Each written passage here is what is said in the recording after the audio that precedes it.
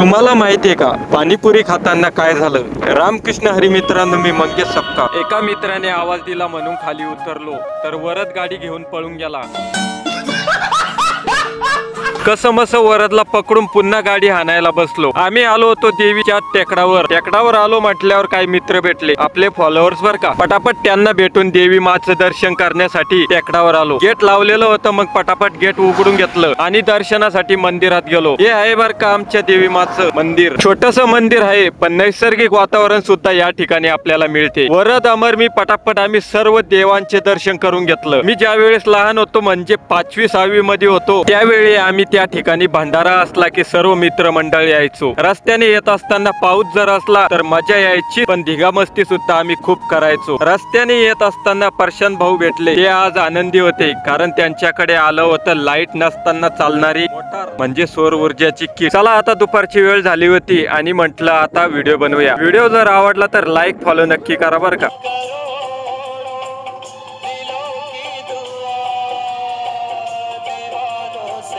आता आलो होतो आम्ही चव्हाणपांदी मध्ये, कारण शंभू यांनी रोडचा कॉन्ट्रॅक्ट त्यांनी घेतला होता ना, मग आम्ही रोड बघण्यासाठी आलो. रोड तर लय भारी बनवलाय. मागच्या वर्षी आलो होतो तर पाऊस पडला होता, तर एवढा गारा झाला होता तर गाडी फसली होती. आता या पावसाळ्यामध्ये गारा होणार नाही हे मात्र नक्की. संदीप मी या टोकावरून त्या टोकापर्यंत गेलो रोड बघत आणि तुम्ही पण बघा. शाबास बेटा.